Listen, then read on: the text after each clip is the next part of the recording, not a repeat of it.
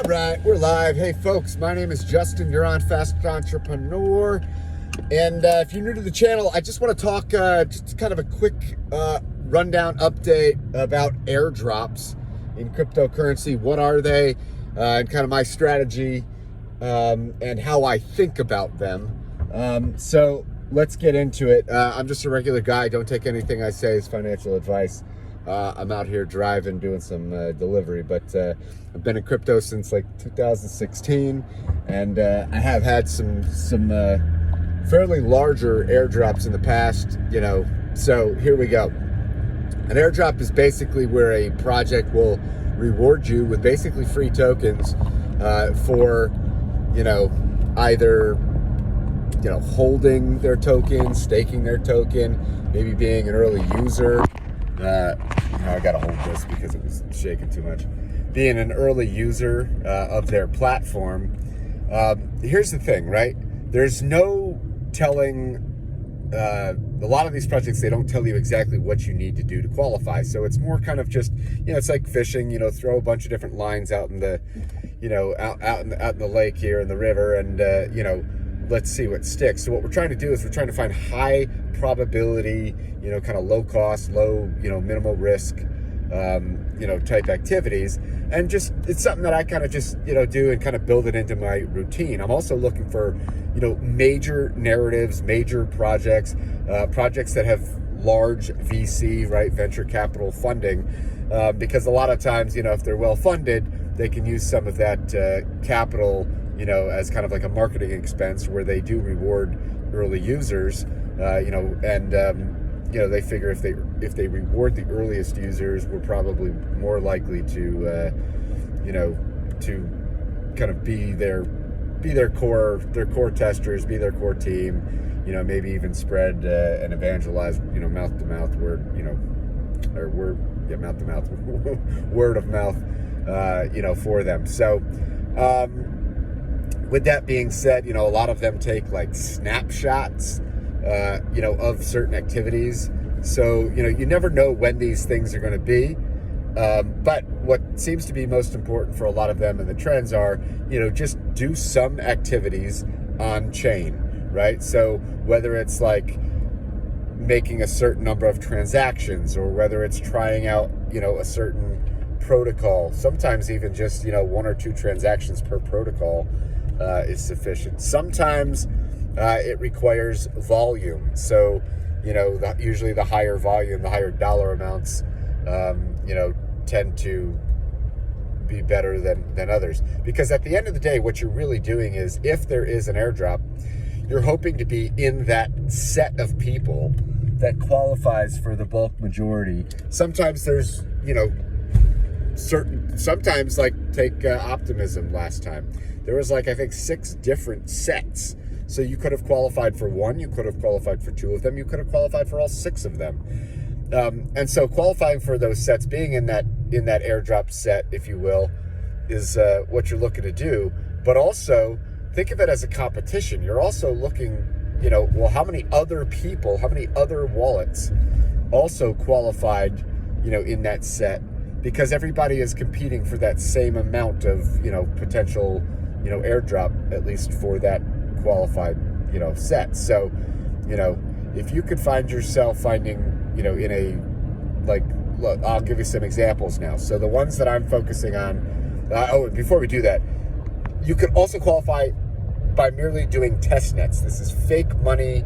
You basically just, you hook up your wallet to a test net, you request some funds for the faucet, you play around, and voila. All right, so what I'm looking at currently right now is some of the major ones that I think many of us are anticipating. Arbitrum, right, being one of them. Why Arbitrum? It's a layer 2 scaling solution for Ethereum. And if you actually look on DeFi Llama, it is one of the largest in terms of, just total volume, on the platform there. So, so they pretty sure they announced that they are going to, have something going on here with an Arbitrum token. Nobody knows when, but Optimism did similar, and that was a large one. some of these airdrops even do multiple stages. Like Optimism did their first airdrop, then they did their second airdrop. You could have literally qualified for their second airdrop just by hitting one single button, you know, and like delegating your tokens. So, you know, I mean, for a few $100 or a few $1,000s, however big it might have been for you, you know, that was all right. So Arbitrum is one of them.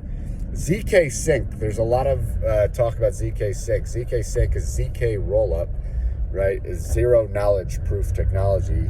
Lots of promise behind it. Whether or not there's going to be an airdrop, who knows? But they are highly bootstrapped, and it seems like, you know, very community focused. So it does seem like there's a high probability. And so they were on testnet, which was called ZK Sync 2.0. They just in the last like day or two or whatever renamed it to Era. So ZK Era is now their testnet, and they're going to be having their alpha mainnet, which right now is only open to developers. But this is most likely coming potentially within the next few weeks or a month. Is it too late? I don't know, but you know, you could always test out the ZK Sync Era, right? Formerly known as 2.0. And it's on testnet, so you could play around with some protocols. You know, you can just basically just go to see what type of different protocols are on ZK Sync, hook up, try it out, and voila.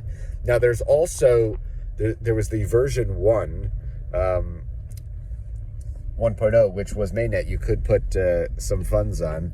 And so, you know, some folks back in the day, you know, bridged over to, you know, real funds over to ZK Sync version 1.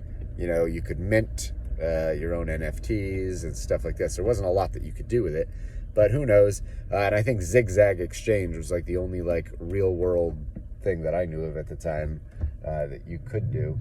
So, you know, we'll have to wait and see what happens there. But that's basically it with those. And then you've got you know, there's a couple others that I'll probably shoot separate videos on. So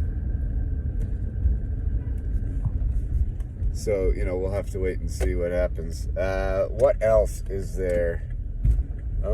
Yeah, those are the two big ones, and then I probably will be talking about others like Layer 0, and there's a few other main ones that we'll talk about, and then there's some other just fun ones. But you know, the process is the same, right? Whether it's on testnet or mainnet, you know, you get involved, you play around with some of the protocols, and you know, the earlier the better. And if you want to, you can, you know, follow myself, but more importantly, you can follow some of these influencers that really do this and put out this content like full-time on potential how to qualify. And you can find them on Twitter. Also, you could find me on Twitter. Send me a message if you're interested. I can put you in touch with those folks. But all right, guys, that's it. Have fun airdrop hunting. Peace.